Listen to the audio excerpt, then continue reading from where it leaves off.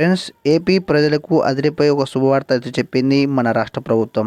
AP రాష్ట్ర వ్యాప్తంగా విస్తారంగా కురిసిన వర్షాలకు విజయవాడ నగరాన్ని వరదలు ముంచెత్తాయి.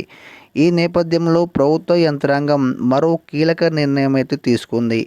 గత వారంలో జోరుగా కురిసిన వర్షాలకు 2 తెలుగు రాష్ట్రాలు అతలాకుతలమయ్యాయి. అటు ఏపీలో చూసినా, అదేవిధంగా తెలంగాణ రాష్ట్రంలో చూసినా వానలైతే కుండపోతగా కురవడంతో ప్రజలకు తీవ్ర ఆస్తి నష్టం అయితే వాటిల్లింది. ఈ నేపథ్యంలో వరద సాయం ప్రకటించిన మన రాష్ట్ర ప్రభుత్వం తాజాగా మరో కీలక నిర్ణయం అయితే తీసుకుంది. ఈ సెప్టెంబర్ నెల కట్టాల్సిన కరెంటు బిల్లులు కట్టనవసరం లేదు అని ప్రకటన అయితే విడుదల చేసింది. దీనికి సంబంధించిన పూర్తి వివరాలు తెలుసుకునే ముందు మన వీడియో కానీ మీకు నచ్చినట్టయితే వెంటనే ఒక చిన్న లైక్ ఇవ్వండి. అదేవిధంగా ఈ వీడియోని మీ ఫ్రెండ్స్ కానీ ఫ్యామిలీ కానీ షేర్ చేయండి. ఇలాంటి మరిన్ని సమాచారం కోసం మన ఛానల్ అయితే వెంటనే సబ్స్క్రైబ్ చేసుకోండి. ఇక లేట్ చేయకుండా వీడియోకి వెళ్దాం. వరద బీభత్సంపై ప్రభుత్వం యంత్రాంగాన్ని అలర్ట్ చేస్తూ కీలక ఆదేశాలు అయితే జారీ చేశారు మన సీఎం చంద్రబాబు నాయుడు గారు. వరద ప్రభావం ప్రాంతంలో కరెంటు బిల్లులు చెల్లింపుపై ఏపీ ప్రభుత్వం ఒక కీలక నిర్ణయం అయితే తీసుకుంది. ఈ నెల విద్యుత్ బిల్లులు వాయిదా వేయడం అయితే జరిగింది.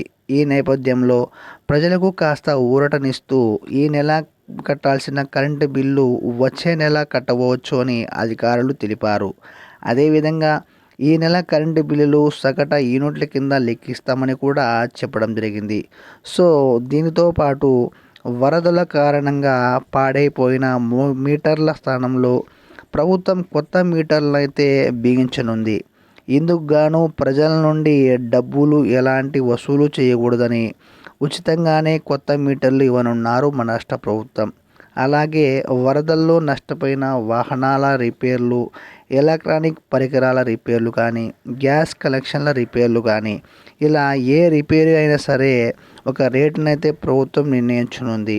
అదేవిధంగా దీనికి సంబంధించిన ఆన్లైన్లో సేవలైతే అందించే వారితో చర్చలు కూడా జరుపుతున్నట్లు మన సీఎం చంద్రబాబు గారు చెప్పడం అయితే జరిగింది.